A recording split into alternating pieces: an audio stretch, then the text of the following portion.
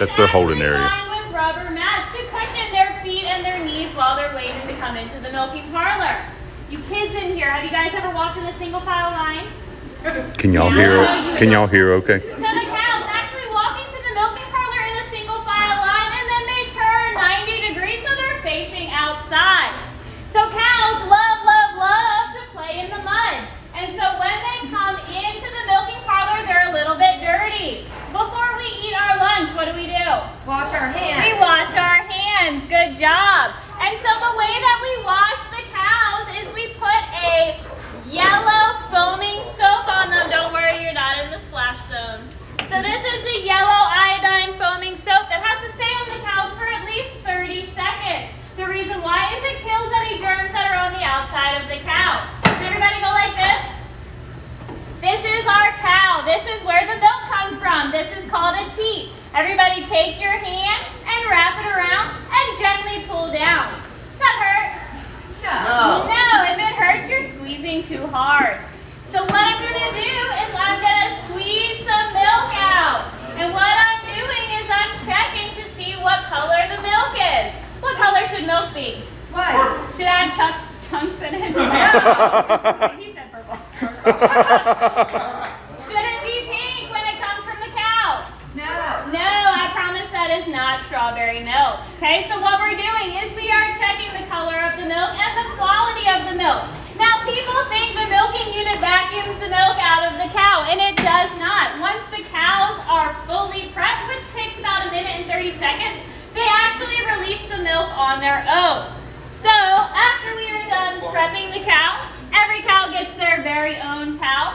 We take it, we wipe the dirt off the cow. Nobody wants to drink that, right? No. So it's dirty, and we flip it over and we wipe the cow again. Okay, so all the numbers that you see up here are the cow's actual numbers. So they all have a pedometer on their leg, which I'll talk to you about in a few minutes, which registers them in the computer. So now it's time to attach the milking machine. This is what it is. Press the start button.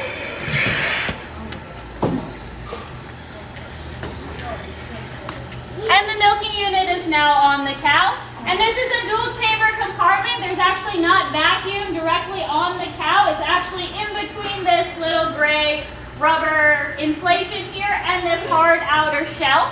And so the milk is pretty much falling down with gravity. And if you guys want, you can take a little peek over here and you can actually see the milk coming out. So once the milk comes from the cow, it goes down into our basement where it goes into a filter and then goes into a really big tank. We'll see in just a second. Is there any questions about this process? This is where the tour turns into chaos. I can see the question on your face. Fire away, Cody. There are children present. No? Okay. You can come ask the question with me. So next we're going to take just a quick walk through the tank room. There's 2 metal tanks in there. There is some pipes on the ground, so just be careful. I don't want anybody to trip. But in those big metal tanks is where we store the milk until the creamery or the cooperative comes and picks it up. All right, y'all just follow me this way. All right. Come on. So are those expensive? Are those expensive? The milking cloth? Could I set this up at home? Does this use a lot of power? Is it going to blow the circuit at the apartment? Yes. Yeah, you're good. We're done in here. Thanks, Buck. Excuse me. Sorry, guys. I'm just sneaking around. All right, we're going to take the... we're doing the walkthrough part. So we're walking through, looking at the milk tanks. Brittany's going to talk to us once we get outside. So these are milk tanks. These store roughly, I think, 22,000 pounds of milk, which comes out to like close to, let me look on the chart here. I don't want to give y'all bad information. 22,000 pounds of milk, and I think it roughly comes out, hey, wrong way.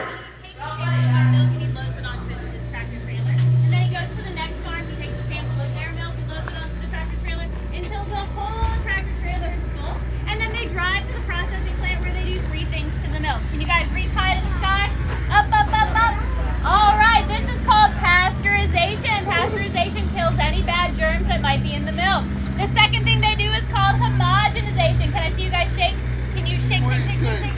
All right, so all that does is it shakes the milk really hard, so every time you pour your glass of milk, it looks exactly the same. The third thing they do is they bottle it and they take it to the grocery store, and milk is one of the only products that has never been touched by human hands. Can I see your hands? All right, you guys want to go see where the cows live? Yeah!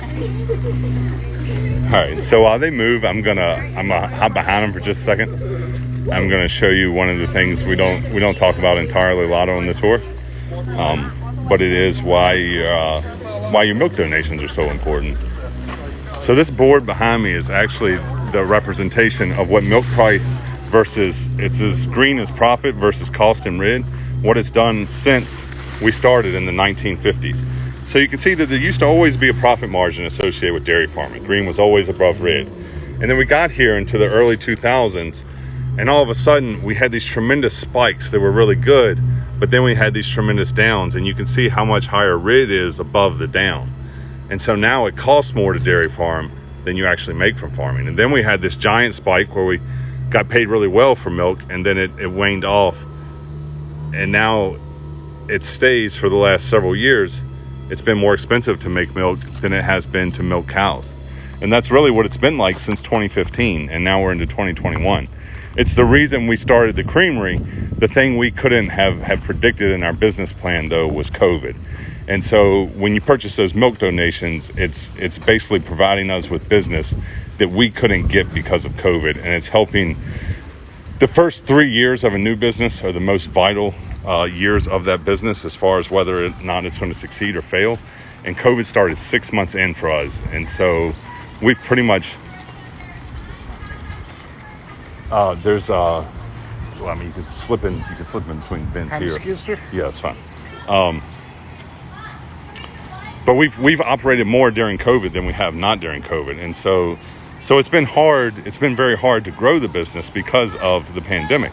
So when we purchase those milk donations, not only helping families in need, but it provides us with business that we haven't been able to find because of COVID. If you're interested, there's a link in my bio, Richlands Creamery, shop online, and you can buy milk to donate. All the way down to the end of the bar, and it sprinkles cool water on top of the cows, and that cools them down. And then we have all of these fans, and those fans actually evaporate the water off the backs of the cows. So where the cows are standing is actually 10 to 15 degrees cooler than where we're standing right now. Are you guys allowed to stand on your dinner table?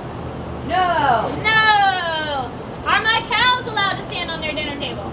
No. The reason why my cows are not allowed to stand on their dinner table is because they will go to the bathroom in their dinner table. So everywhere where a cow is putting her head through is like her seat at the dinner table. Some cows like to go to the same seat every day, and some cows like to mix it up. So what you guys can see, these piles on either side of the feed lane is actually what the cows eat, and we will talk about that in a minute. So if we look over to our right, and we're going to head this way, this is our cow's hospital, or our cow's veterinary office. Anybody have the power of dog? So Alpine, if you guys follow the dairy page, you know that she's getting close to calving. She's actually in a calving pen, and Brittany says she's finally started pushing a little today. That's Alpine. She's our only brown Swiss.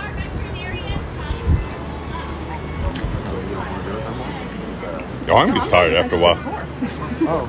Oh, yeah. Come on. Where the special cows go, that's where you go. All right, so everybody here knows who Red is. This cow, this little red speckled cow standing right here, chewing. This is Red's first daughter that she had on the farm. Her name is Copper. So when every cow comes to the milking parlor, they get one of these. This is a cow's Fitbit. It's called a pedometer. It tells me a lot of really important information about the cow. The first thing it does is it tells me who they are. The second thing it does is it tells me how many steps they take per day. So every cow, just like every person, has a baseline number of steps. There are some cows that are sedentary, and there are some cows that are really active. So if a cow has taken her baseline steps yesterday and has dropped in her number of steps today, do you think she probably feels sick? I should look at her and make her feel better?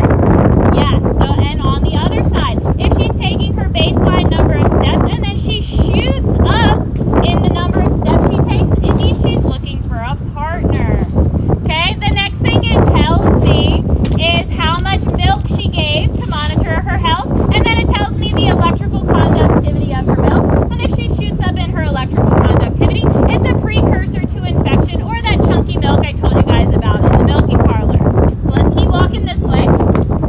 about what it means if they walk That means farther? I do this a bunch. Yeah, I did. I said they were looking for a partner. That means I'm looking for a partner. Hey, look for a partner. So if I I start got running, you. does that mean I'm looking for a partner? Here, talk about the pegboard. Oh, that's okay. I'm not ready to give any tour. Okay, well, I need a break from talking. Talk to your friends. Oh, you want me to talk to like everybody? Oh, okay. All right. Yeah, act like you've talked to people before. I wasn't ready. All right, I'm back on the what? Yeah, I can talk about cows and equipment stuff. I'm back on the tour again as tour guide. So behind me, down the hill here, can y'all hear me okay? Behind me down the hill used to be a pack barn. It was a big barn. It was actually kind of generally the size of the rest of these barns combined. And the cows really liked it. It was a big open space for them. But the day after we bottled our very first jug of milk, a nice little 10-minute storm came through and decided to relocate that barn like 15, 20 yards down the hill. No cows got injured though, but it was she sneaked on him. Oh, he sneaked on her. Okay, sorry, we're getting hugs in the middle of the tour. But anyway, so we, I think my favorite thing to say about the Creamery lately is we did the exactly right thing, kind of at the exactly wrong time. So, we got that up and going, bottled our first jug of milk, felt the highs of a new, exciting business venture. And then the very next day got to feel the lows of, bad storm damage. But we have continued to find a way to house cows. We managed to get a little barn built here, convert all our barns to free stalls, and have managed to house the cows again and are continuing forward regardless. But that is some of the types of challenges that you face in dairy farming today. The other thing Brittany wanted me to point out here so that she can take a break, this is a forage shopper. So next week, this is my dad, Hugh, son Leland. I'm not sure if Leland's ready to pack salads yet or not. I'm sure he's going to give it a try. We're going to get into harvesting the cow's food for the year. So in about 15 to 20 days, yeah, give or take, we have to harvest pretty much all of the cow's corn silage needs for the year. So machine, trucks, Officer Udi, Officer Scales, where'd Scales go? Officer Scales, Todd, they helped us get some trucks ready to go today. How long did it take you guys to change the oil filter on one truck? How long did it take you? I wasn't there. I was letting y'all do that one. You can't come with me like that. To be honest, you bought a 10-full oil filter range. A 10-full. It bent as soon as you tried to twist it. That's true. I'm not gonna lie about it. All right, that's my tidbit. Back to you, boss. You give a way better tour than I do. All right. Do you guys like to go on vacation? Let's keep walking this way. Do you like to go on vacation? Yeah, I love it. Okay. Love it. What's vacation? All Let's make it. That's what I think. I think it's vacation. All right. So all of our lactating cows, or all of our cows, get a minimum of a 2-month vacation per year. Some lucky cows get 3 months, and very lucky cows get 4 more months. But everybody gets 2 months of vacation.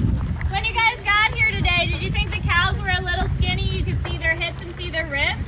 Yes. Yes. All right. So just like there are different breeds of dogs, there are different breeds of cows. You wouldn't expect a Great Dane to look exactly like a Chihuahua, right? No, absolutely not. Right. So That's crazy. I like how into this you are. Used to seeing are these big fat black cows that are out on the side of the road. These are beef cows. Think of them like couch potatoes. Think of my cows like Olympic athletes. Olympic athletes monitor what they eat very closely, and our cows actually have their very own nutritionist who comes once a month, every month, to see the cows and to look at them and You're a to check nutritionist? all of their needs. Once a month, every month. So if you look out this way, these are our cows that are on vacation. They can mill around the pastures, go to the woods, come into the barn and eat, and pretty much do whatever they want as long as they stay out of 460. Okay, so TR talked to you guys about chopping the corn silage. So in these green concrete bays is our corn silage. So think about what a cow eats, like a big salad. The main ingredient in our salads would be lettuce, and the main ingredient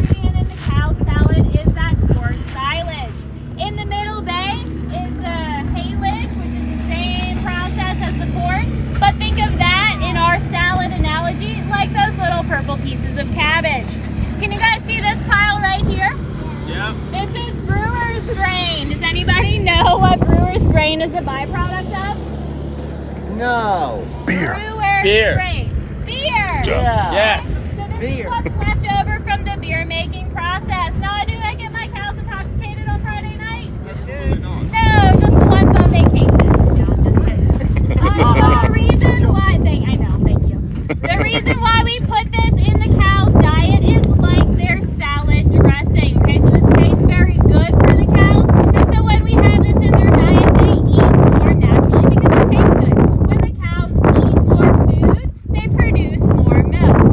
I'll give it to you. Imagine that. Beer makes it taste good. That's right. You won't do it. There's all these people here. To eat a handful of the brewer's grain? Oh. I'm not doing it. Okay, guys, come this way. Thank you. Hey, buddy. So that's our son Leland walking with Brittany. My daughter Hazel immediately found herself Cody. I was just pointing out that Hazel immediately found you as soon as she showed up for the tour. I was the favorite. What happened to So, if you guys didn't know, this is my dad, Hugh. We talked about him at the beginning of the tour. Works on the farm too. Charlie. Good. Good to see you, Charlie. So these are canola pellets. Everything the cows eat in these bays are purchased in. And these are all things that people cannot use. The reason why we can't use it is because we only have one stomach. And cows have 4 stomachs. So this is canola pellets, and this is what gives the cows their protein. Question. Yeah. So I was watching Yellowstone, and does clover really kill cows? It can give them frothy bloat. Does it kill them? Yes, Yes, they blow it, yes, it can kill them if you don't catch it early. A bunch of them died. That's why Rip had to stab it. Yeah, yeah. All right, so here are the vitamins and minerals that we feed the cows. And if you keep walking this way, we'll see our last 2 feed ingredients.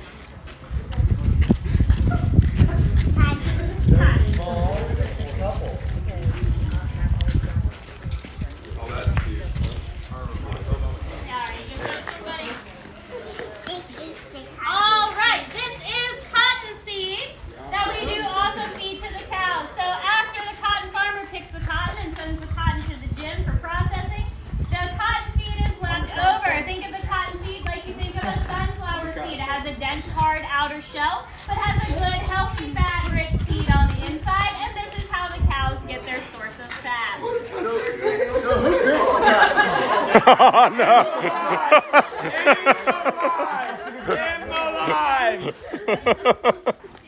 Moving on, this is our soy hole. These are soy holes that we feed to the cows. This is a good source of effective fiber. All right, let's go see the babies.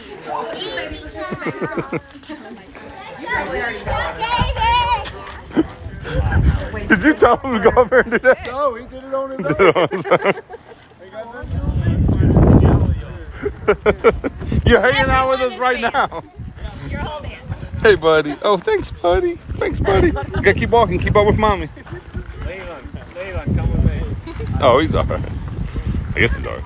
All right, so we are going to the nursery calf barn. These calves are practicing social distancing. Everybody should know what that means. So please, please, please don't pet these calves. You have germs on your hands that will make them very sick. So the calves stay in here for about 2 weeks where they eat 2 gallons of milk per day. So when we look at the calves, they're going to see 2 little spots on their head. So dairy cows, both boy cows and girl cows, are born with horns. Oh, so this is where Cedar. Oh no, Cedar's graduated. I'm sorry, guys. I thought Cedar was still in this barn, but we'll see her in a second. I was just gonna ask you, do rocks in your shoe whenever you These are the babies. Baby, So baby. boy cows and girl cows are both born with horns. And so when they have their first full milk, just like other newborns, they like to lay down and take a nap. So what we do is we give them a little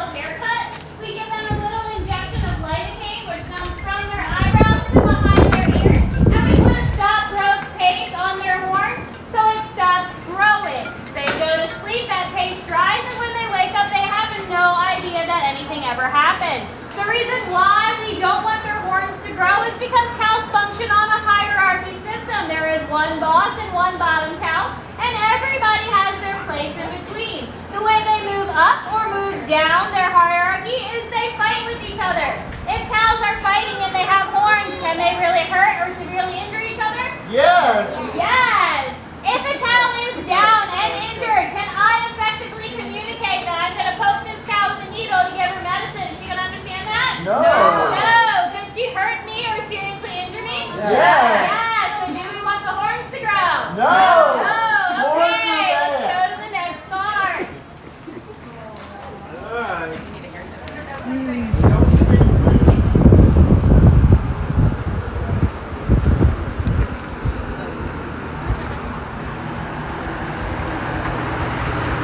Don't let him say something. Okay. You gonna say that when they come in? All right, everybody keep walking this way.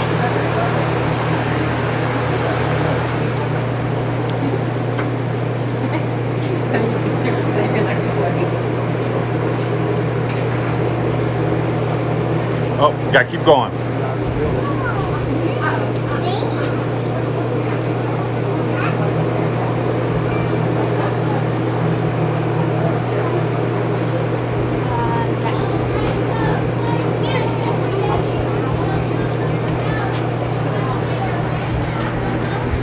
Nope. I'm sorry, guys. I got behind. Thank you. Robotic feeder. So just like the cows have their pedometers, the calves have a radio frequency ID in their ear, which tells me how much they ate, how fast they ate, how often they ate, and how many times they stopped. And I use all this information to keep the calves healthy. If you'd like, you can go on this side of the barn and pet anybody you like. Okay, guys, everybody relax. Guys, we're going to the petting part of the story.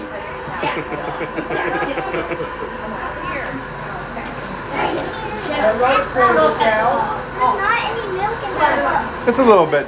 So when they're done milking, they'll bring more down for the calves. So it's about where it should be before the end of the milking. Yeah.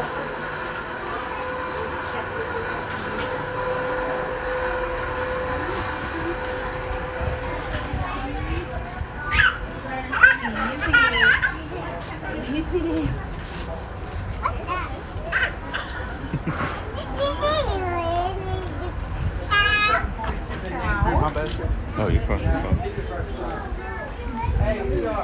Yes. Has 2742 been named? No. So when you're looking at the calves with There's yellow Cedar. earrings That's are that's girls, Red's granddaughter right there. green earrings are boys. We keep the girls and the boys together until they're about 4 months old. At 4 months old, the boys will move out to the pasture that's right behind there, and they can go all the way up to those headlocks. And we keep them until they're about 500 pounds or approximately 6 months old. At that time, it'll be time for them to leave the farm, and we try to private sell them to another farm where they typically go out west to a feed lot. And yes, they will eventually become someone's dinner. But I'm Fun fact, made a hamburger here. live here to tell you facts. Is there a hayride included on this tour? Not because we No. have so many people. Okay. But we can all hop on it. Does anybody have any questions about the babies? So these Oh, thank guys will stay in here until they're 2 months old, and then they'll graduate to their next farm. And that is the end of our Oh, she gave y'all the speedy tour today. Gentlemen, if you have any questions, we ask you to direct it to our PR department, Taco, if you're happy to answer any and all of your questions. Udi's over there, fun fact, he's just laying down because he's lazy. Takes after my kid. rub, rub, rub. Thank you. Eating my hand. All right, guys. So that's like the speed tour of the farm. So we are we're finishing up. Everybody's sanitizing their hands. But I'm going to take the time to answer just a few questions. I'm going to step away from everybody and answer a few questions that you may or may not have had from the tour. And again, if you're jumping this live, shameless plug for a second. And you were in the beginning where we talked about how some of the economic difficulties of farming, and the fact that we started a creamery to get out of them. And it's been, it's difficult for family startup businesses, but it's even more difficult to start one up in a pandemic. And so we've started Art Grammy. There she is. Art Grammy's in the live, guy, as a moderator. And Nurse SJ came up with this great milk donation program. So if you enjoyed the tour, if you want to support us from far away, then you're more than welcome to purchase milk donations. And what that does is it provides for a family in need. Sorry, I was trying to figure out how to decline an invite. It goes to a family in need. It provides much needed business for the creamery. And then, the creamery in turn employs people in the community and purchases milk from the farm, and also provides jobs for the community around us, because it's what keeps us in business right now. And so it's doing the creamery harder. It's having a whole nother business. So when we actually started the creamery, we started the creamery in part because there were too many of us here, between me, my wife, my sister, my dad, trying to make a living on a small farm, that we needed to either get bigger or we had to grow into another avenue. Economically, dairy farming doesn't make a lot of sense anymore. So we decided to build the creamery because normal farming operates under what you would call a commodity market. And so somebody tells us what the price of our product is going to be. And they tell us the price of the inputs. We have to buy at retail. We sell the product at wholesale, and we're simply told what that price is. So building the creamery allowed us to get out of that market to where we're actually retailing a product. Is it harder? Yes. I mean, adding an entire new business to the family here. My sister was very interested, wanted to hit it up. We did the research, we did the feasibility studies, we did the business plans, and jumped into it. And a few months later, COVID started. But it's a different type of stress and headache. Sure. He's got a green tag in his ears, a lot more to. Oh, stop. Oh. If you help her lift her head up. She just doesn't know how to use it yet. Yep. One this morning too. So that's the creamery in a nutshell. If you want to donate, there's a link in my bio for Linktree. It's Richlands Creamery, the shop online, and you can purchase a gallon to donate, or you can purchase a whole gallon subscription, which is a gallon per week for 12 weeks. Can anyone tour and go to the creamery? Yes. If you want to line up a tour, you want to email richlandsdairyfarm@gmail.com, and that'll get you in touch with Brittany. You want to send her email saying you would like to schedule a tour. Red, yes, we can go say hi to Red. So I'm going to take y'all to go peek at Red, but she's in the barn where you have to get dirty to go see her.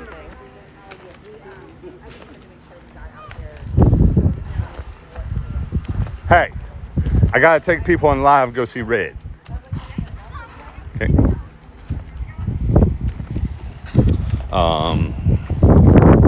My kids enjoy living on the farm. I think so. I grew up here on the farm myself. It's as a child, I think it's a very enjoyable life. I mean, you get to play in the. They want to see Creamery with Red. All right, well, Creamery's around here. Charlie. All right.